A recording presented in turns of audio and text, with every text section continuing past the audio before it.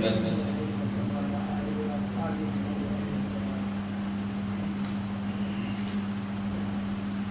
کے اس مبارک محفل کے سرپرست تقدس مآب حضرت سید شاہ نجم الدین صاحب قبلہ متضل العالی مسند نسیم خانقاہ حضور صوفیہ سلمہ رحمۃ اللہ علیہ، برادر محترم عزت مآب حضرت سید شفیع سلمہ صاحب قبلہ اور حاضرین سامعین، السلام علیکم ورحمۃ اللہ وبرکاتہ۔ میں نے جس آیت مبارکہ کی تلاوت کا شرف حاصل کیا وہ اتنی مشہور و معروف ہے کہ آیت کے پڑھنے کے ساتھ ہی لوگوں کے ذہن میں رمضان کے حوالے سے جو پیغام اللہ دینا چاہتا ہے اس طرف لوگوں کی توجہ ہوتی ہے۔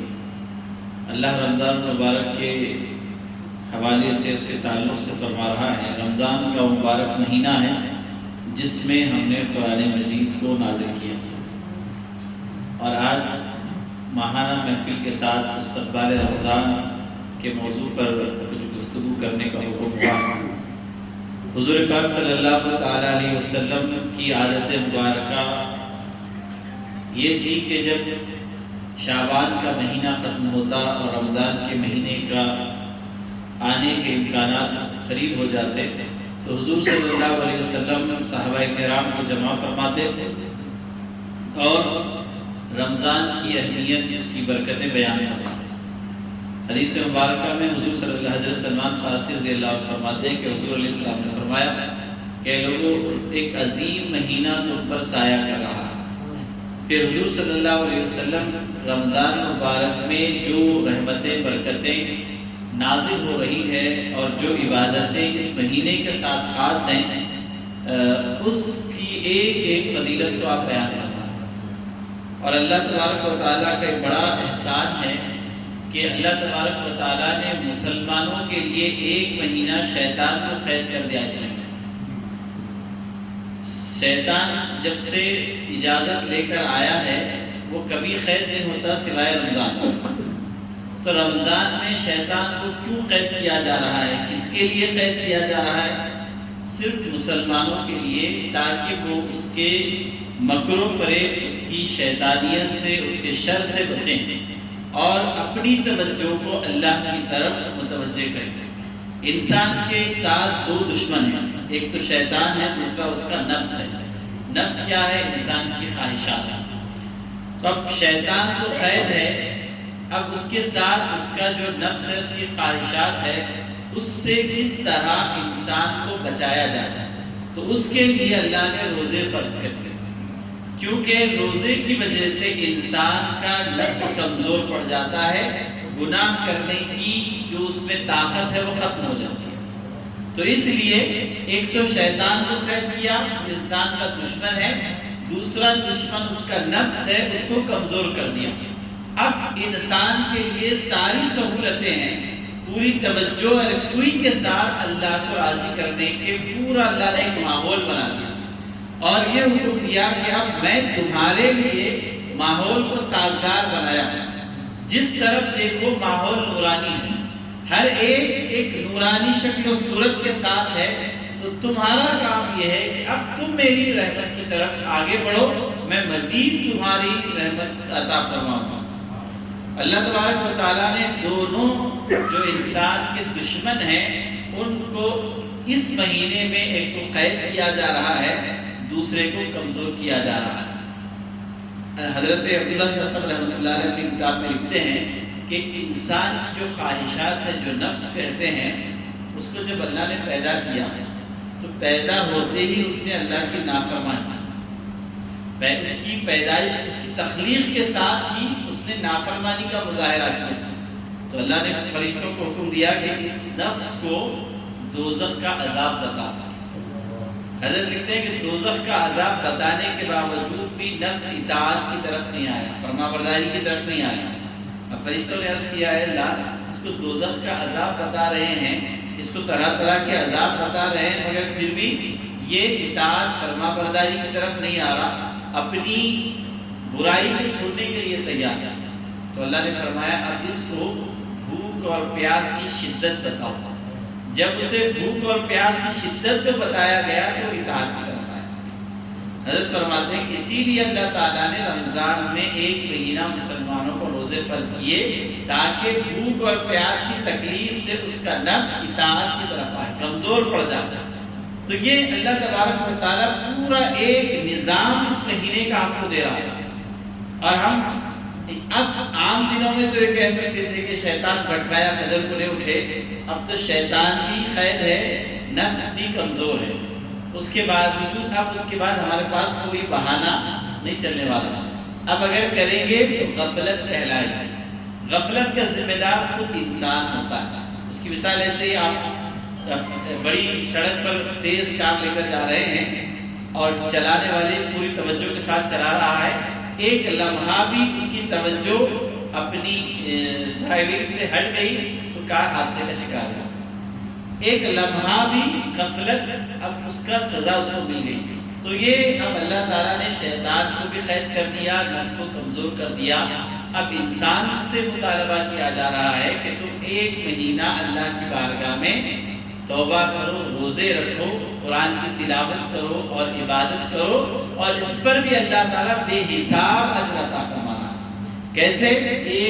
دو نفل نماز ادا کر رہے ہیں تو فرض کے برابر ثواب دیا جا رہا ہے، ایک فرض ادا کر رہے ہیں تو 70 فرض ادا کرنے کے برابر ثواب دیا جا رہا ہے۔ حضور صلی اللہ علیہ وسلم نے بے شمار فضیلتیں اس مہینے کی بیان فرمائی، اور آپ صلی اللہ علیہ وسلم فرماتے ہیں، آج اس حدیث میں قدسی ہے، اللہ نے فرمایا کہ بنی آدم کا سارے عمل کا بدلہ اس کو دیا جاتا ہے سوائے روزے کے، کیونکہ روزے کی جزا میں خود ہوں، روزے کا بدلہ میں خود دینے والا ہوں۔ اس کا مطلب کیا ہے کہ قیامت کے دن جب انسان کے نامہ اعمال میں نیکیاں ہوں گے اور اس نے دوسروں کا حق ادا نہیں کیا ہوگا دنیا میں، تو اب وہ حقدار اللہ سے پوچھیں گے کہ یہ شخص دنیا میں ہمارا حق ادا نہیں کیا، تو فرشتے اس کی نیکیوں میں سے اس کے رشتہ داروں کو تقسیم کریں گے، حتیٰ کہ ساری نیکیاں ختم ہو جائیں گی،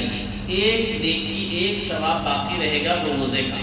اب وہ اللہ کی بارگاہ میں فرشتے عرض کریں گے مالک یہ ساری نیکیاں اس کے رشتہ داروں میں تقسیم کی گئی، روزے کا ثواب باقی ہے، تو اللہ فرمائے گا کہ روزے کا ثواب اس کو میں خود دینے کا وعدہ کیا ہوں، اس لیے اس کا ثواب اس سے مت چھینو، اس کے جو رشتہ دار ہیں میرے فضل سے ان کو نیکیاں دے دو اور روزے کے بدلے میں اس کی بخشش کرو۔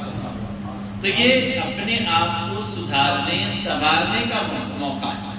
ہم دیکھیے عموماً مزاج ہمارا بھوکا پیاسا رہنا پسند نہیں کرتا، ہوتا کیا ہے ہم اپنی مزاج کی وجہ سے روزہ نہیں رکھتے، اور لوگ کچھ بھی پوچھتے ہیں تو کچھ بھی ایک وجہ بتاتے ہیں کہ طبیعت خراب ہے روزہ نہیں رکھا۔ ہم لوگوں کو تو کچھ بھی کہہ سکتے ہیں مگر اللہ سے ہماری بات کو نہیں چھپا سکتے۔ حضور علیہ السلام فرماتے ہیں کہ اگر میری امت کو یہ معلوم ہو جائے کہ رمضان میں اللہ تعالیٰ کیا کیا عنایت کرنے والا ہے، کیسی نوازشات اللہ کی ہوتی ہے، تو میری امت یہ تمنا کرتی کہ سال بھر رمضان ہی ہوتا۔ اگر رمضان کی اہمیت لوگوں کے سامنے واضح ہو جاتی تو ہر کوئی یہ تمنا کرتا کہ پورا سال بھر رمضان ہی ہوتا تو کتنا اچھا ہوتا۔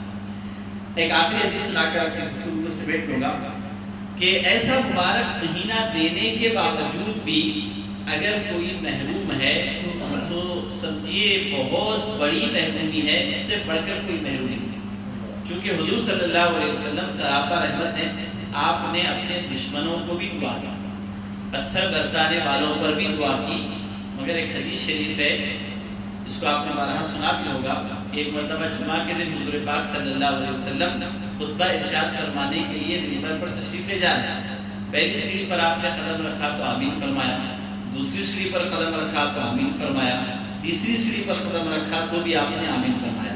نماز ختم ہونے کے بعد صحابہ نے پوچھا رضی اللہ عنہ مجمعین کہ یا رسول اللہ صلی اللہ علیہ وسلم ہم نے آپ کو آج کے دن ہمیشہ کے خلاف کام کرتے ہوئے دیکھا، کہ آپ سیڑھیوں پر جب قدم مبارک رکھ رہے تھے آپ نے آمین کیوں فرمایا؟ تو حضور علیہ السلام نے فرمایا کہ جبریل علیہ السلام میرے پاس آئے اور کہا کہ یا رسول اللہ میں دعا کرتا ہوں گویا بد دعا ہے، آپ اس پر آمین کہیے۔ پہلی سیڑھی پر حضرت جبریل نے یہ بددعا کی کہ ہلاک اور برباد ہو جائے وہ شخص، لعنت ہو اللہ کی اس پر جس نے بوڑھے والدین کو پایا اور ان کی خدمت کر کے اپنی مغفرت کا سامان نہیں کر سکتا۔ آپ صلی اللہ علیہ وسلم نے آمین کہا۔ دوسری مرتبہ آپ نے آمین کیوں فرمایا؟ حضور فرماتے ہیں کہ حضرت جبریل نے فرمایا یا رسول اللہ، ہلاکت ہے اس شخص کے لیے، تباہ و برباد ہو جائے وہ شخص جس کو رمضان کا مہینہ دیا گیا اس نے غفلت میں اس کو بتا دیا، اور رمضان کے مہینے کے ملنے کے باوجود بھی اپنی بخشش کا سامان نہیں کر سکا۔ حضور علیہ السلام نے اس پر بھی آمین کہا۔ اور تیسری بات جو آمین آپ نے فرمایا، حضرت جبریل نے فرمایا رسول اللہ صلی اللہ علیہ وسلم، اس شخص پر اللہ کی لعنت ہے، ہلاک و برباد ہو جائے وہ شخص جس کے سامنے آپ کا نام مبارک لیا جائے اور وہ آپ پر درود پڑھے صلی اللہ علیہ وسلم۔ تو اس میں حضور علیہ السلام سراپا رحمت للعالمین ہے، مگر یہاں امت کو یہ پیغام دینا چاہ رہے ہیں کہ دیکھو یہ تین چیزیں ایسی ہیں، اس میں اگر تم کوتاہی کرو گے تو اللہ کی رحمت سے محروم ہو جاؤ گے، اللہ کے رسول صلی اللہ علیہ وسلم کی ناراضگی تمہارا مقدر بن جائے گا۔ تو رمضان آنے کے باوجود بھی بہانے کر کے روزے چھوڑ دینا، تراویح چھوڑ دینا، ہمارا مزاج کیا ہے؟ 6 دن تراویح پڑھ لیے، 10 دن تراویح پڑھ لیے، یا پھر 3 دن میں قرآن ختم کر لیے اور یہ سمجھنا ہے کہ مہینے بھر تراویح نہیں پڑھنا، یہ غلط بات ہے۔ آپ کو رمضان میں تراویح میں کتنے قرآن ختم کرنا یہ حکم نہیں ہے، حکم یہ ہے کہ رمضان المبارک کا چاند دیکھتے ہی تراویح ہر شخص 20 رکعت پڑھنا، اور عید کا چاند نظر آنے تک یہ سلسلہ قائم رکھنا، بھلے ہی آپ الگ طرح سے کیوں نہ پڑھیں، مگر روزانہ 20 رکعت پڑھنا ہے۔ 6 شبی شبینہ پڑھایا جا رہا ہے، ٹھیک ہے، اگر کوئی ایسے باذوق ہیں پورے خشوع اور خضوع کے ساتھ پڑھنے والے ہیں تو پڑھ سکتے ہیں، مگر ایسے لوگ آج تک کہیں دیکھے نہیں گئے، پتہ نہیں کہاں ہے۔ جہاں پر بھی یہ شب شبینہ ہوتا ہے وہاں پر بے توجہی ہوتی ہے، لاپرواہی ہوتی ہے، غفلت ہوتی ہے، کسی کی ایسی کیفیت ہے اس کو اجازت مل سکتی ہے، مگر 3 دن 6 دن پڑھنا ہے ضروری نہیں ہے۔ پورے آپ کو رمضان میں 20 رکعت تراویح ہر آدمی پڑھنا یہ سنت موقدہ ہے، نہیں پڑھے گا تو گناہگار ہو جائے گا۔ دن میں حضور علیہ السلام نے فرمایا اللہ تعالیٰ نے تم پر دن میں روزے فرض کیے، رات میں قیام کو سنت قرار دے رہا ہوں۔ 20 رکعت سنت پڑھنا ہے، تراویح پڑھنا ہے، پھر اس کے بعد دن میں روزہ رکھنا ہے۔ اور اہم عبادات میں قرآن مجید کی تلاوت ہے۔ اللہ تعالیٰ نے قرآن مجید میں فرمایا کہ رمضان میں ہم نے قرآن کو نازل کیا۔ اب یہ ہم روزانہ مسلمانوں کا تعلق قرآن سے ہونا چاہیے، اور رمضان میں اس سے زیادہ ہونا چاہیے، مگر ہمارا تعلق صرف رمضان میں ہے اور سال بھر نہیں ہے۔ اللہ کے رسول صلی اللہ علیہ وسلم فرماتے ہیں کہ اللہ تعالیٰ کے نزدیک پسندیدہ وہ عمل ہے جو تھوڑا ہی کیوں نہ ہو مگر مسلسل کیا جائے۔ احب الاعمال الی اللہ ادومھا وان قل، اگر تھوڑا ہی کیوں نہ ہو مگر روزانہ کیا جائے وہ کام اللہ کو پسند ہے۔ رمضان میں 3 4 قرآن ختم کرے، سال بھر قرآن کھول کے رکھے۔